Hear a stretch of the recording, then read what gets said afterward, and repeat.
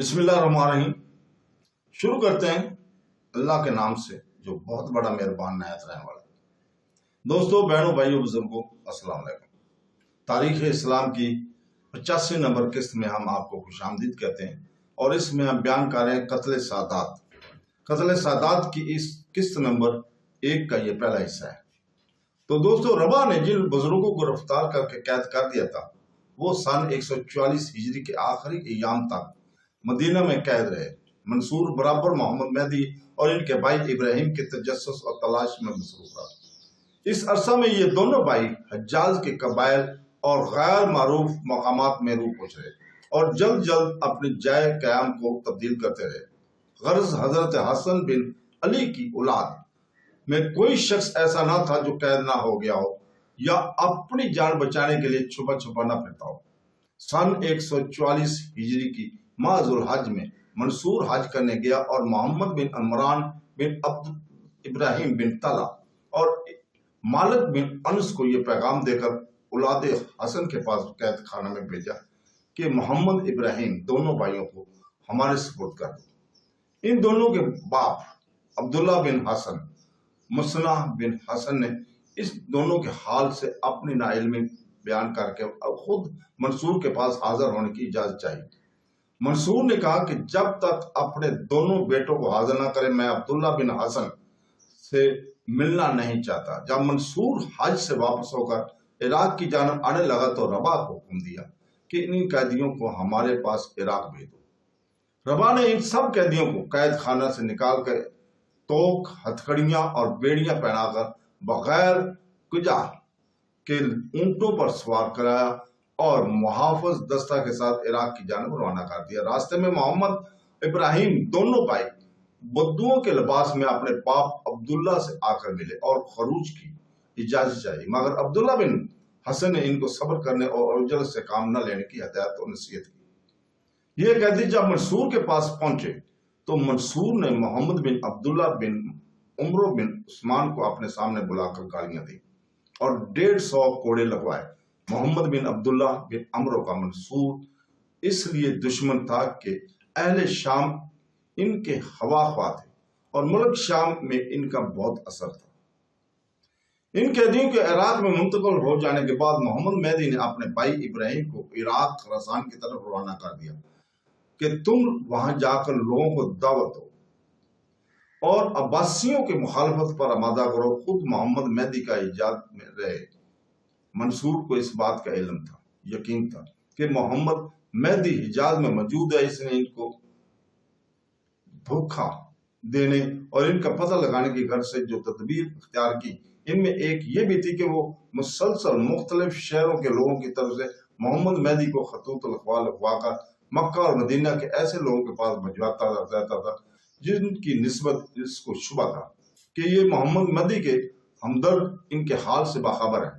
ان خطوط میں لوگوں کی طرف سے اظہار عقیدت اور منصور کی برائیاں درج ہوتی تھیں اور خروج کے لیے ترغیب دی جاتی تھی۔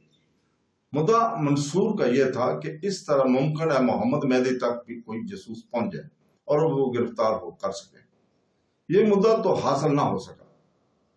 یہ ضروری ہوا کہ محمد مہدی کے ایسے خطوط کی اطلاع اپنے دوستوں کے ذریعے پہنچتی رہی اور ان کو اپنے ہوا خواہوں اور فدائیوں کا اندازہ کرنے میں کسی قدر غلط فہمی ہو گئی، یعنی انہوں نے اپنی جماعت کا اندازہ حقیقت سے زیادہ کر لیا۔ ادھر ان کے بھائی ابراہیم نے بصرہ، کرمان، اصفہان، خراسان، موصل اور شام وغیرہ کا سفر کر کے جا بجا اپنے دائی اور ہمدرد پیدا کر لیا، اور منصور کے دارالخلافہ میں آ کر ایک مرتبہ منصور کے دسترخوان پر کھانا کھا گیا اور منصور کو علم نہ ہوا۔ دوسری مرتبہ جب کہ منصور بغداد کی تعمیر کے معائنہ کو آیا تھا وہ منصور کے آدمی میں ملے جلے اس کے ساتھ موجود تھے۔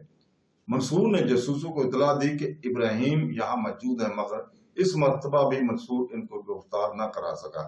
اسی طرح وہ محمد مہدی بھی حجاز میں ربا کی سخت ترین کوششوں اور تلاشی کے باوجود اس کے ساتھ ہاتھ نہ آئے۔ آخر 145 ہجری میں ابو اون عامل خراسان نے منصور کے پاس ایک تحریر بھیجی کہ خراسان میں مخفی سازش بڑی تیز رفتاری سے ترقی کر رہی ہے اور تمام اہل خراسان محمد مہدی کے خروج کا انتظار کر رہے ہیں۔ منصور نے اس تحریر کو پڑھتے ہی محمد بن عبداللہ بن عمرو بن عثمان کو قید خانے سے بلا کر جلاد کے سپرد کیا اور ان کا سر اتروا کر خراسان بھیج دیا۔ اس سر کے ساتھ چند آدمی ایسے بھیجے گئے جنہوں نے جا کر قسم کھا کر شہادت دی کہ یہ سر محمد بن عبداللہ کا ہے اور ان کی دادی کا نام فاطمہ بنت رسول اللہ صلی اللہ علیہ وسلم تھے۔ اس طرح اہل خراسان کو دھوکہ دیا گیا کہ محمد مہدی قتل ہو گئے اور یہ ان کا سر ہے۔ پھر منصور نے محمد بن ابراہیم بن حسن کو زندہ ایک ستون میں چنوا دیا۔ اس کے بعد عبداللہ بن حسن بن علی اور علی بن حسن بن علی کو قتل کیا گیا۔ منصور کی یہ سنگ دلی اور کسادت قلبی نہایت حیرت انگیز ہے۔ بنو امیہ علویوں کو مخالفت اور دشمن تھے اور عباسی تو اب تک علویوں کے ساتھ شیر و شکر چلے آتے تھے۔ بنو امیہ کے علویوں سے کوئی قریبی رشتہ داری نہ تھی، لیکن عباسیوں اور علویوں کا تو بہت ہی قریبی رشتہ تھا۔ علویوں نے بنی امیہ کی سخت مخالفت کی تھی اور بارہا بنو امیہ کے خلاف 13 تیر کا استحصال کر چکے تھے، لیکن بنو عباس کے خلاف ابھی تک انہوں نے کوئی جنگی مظاہرہ بھی نہیں کیا تھا۔ ان تمام باتوں کو ذہن نشین رکھو اور سوچو کہ بنو امیہ نے کسی علوی کو اس طرح محض شبہ گرفتار کر کے قتل نہیں کیا، بلکہ ان کے ساتھ سے وہی علوی قتل ہوئے جو میدان جنگ میں لڑتے ہوئے مارے گئے۔ مگر منصور نے بالکل بے گناہ اولاد حسن کے کتنے افراد کس کسادت اور قلبی اور بے دردی کے ساتھ قتل کیے تھے۔ منصور کا یہ قتل سادات جرم و گناہ کے اعتبار سے یزید بن معاویہ کی قتل حسین رضی اللہ تعالیٰ سے بہت بڑھ کر چڑھ کر نظر آتا ہے۔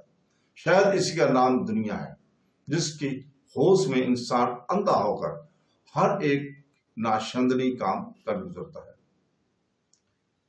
جب منصور نے عبداللہ بن حسن اور دوسرے افراد آل حسن کو قتل کرا دیا تو محمد مہدی نے اس خبر کو سن کر زیادہ انتظار مناسب نہ سمجھا۔ ان کا یہ بھی یقین تھا کہ لوگ ہمارے ساتھ دینے اور منصور کے خلافت کرنے کے لیے ہر جگہ تیار ہیں۔ چنانچہ انہوں نے اپنے مدینہ کے دوستوں سے خروج کا مشورہ کیا۔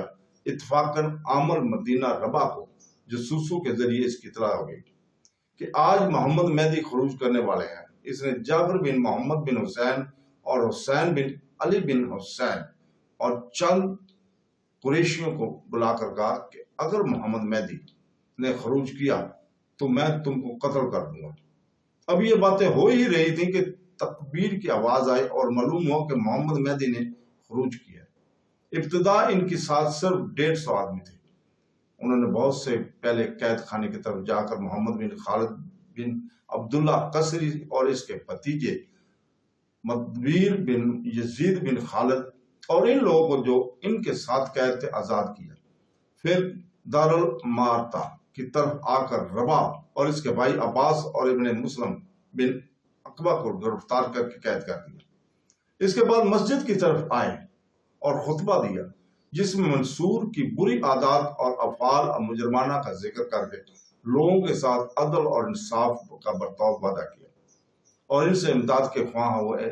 اس کے بعد مدینہ منورہ کے عہد و قضا پر عثمان بن محمد بن خالد بن زبیر ظہیر کو اسلحہ خانہ پر، عبدالعزیز بن مطر بن عبداللہ مخزومی کو محکمہ پولیس پر، عثمان بن عبید اللہ بن عبداللہ بن عمر بن خطاب کو مقرر کیا اور محمد بن عبدالعزیز کے پاس ملاطمانہ پیغام بھیجا کہ تم کیوں گھر میں چھپ کر بیٹھ رہے ہو۔ محمد بن عبدالعزیز نے امداد کا وعدہ کیا۔ اسماعیل بن عبداللہ بن جعفر نے محمد مہدی کی بیعت نہیں کی۔ اس طرح وہ بھی چند شخصوں نے بیعت سے اغراض کیا۔ محمد مہدی کے خروج اور ربا کے ہونے کے 9 دن بعد منصور کے پاس خبر پہنچی۔ وہ یہ سن کر سخت پریشان ہوا اور فوراً کوفہ میں آیا اور کوفہ سے ایک خط بطور امان نامہ محمد مہدی کے نام لکھ کر روانہ کیا۔ تو دوستو، اس خط میں لکھا کہ میرے اور تمہارے درمیان اللہ اور اس کے رسول کا عہد اور میثاق اور ذمہ ہے کہ میں تم کو، تمہارے اہل خاندان کو اور تمہارے متبین کو جان اور مال حساب ایمان دیتا ہوں۔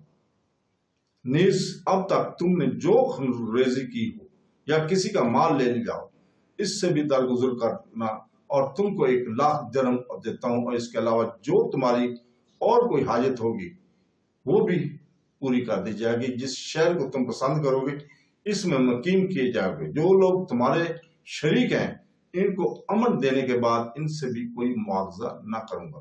اگر تم ان باتوں کے متعلق اپنا اطمینان کرنا چاہو تو اپنے معتمد کو میرے پاس بھیج کر مجھ سے عہد نامہ لگوا لو اور ہر طرح مطمئن ہو جاؤ۔ تو دوستو، اس کے ساتھ ہی ہم اجازت چاہتے ہیں۔ اللہ حافظ۔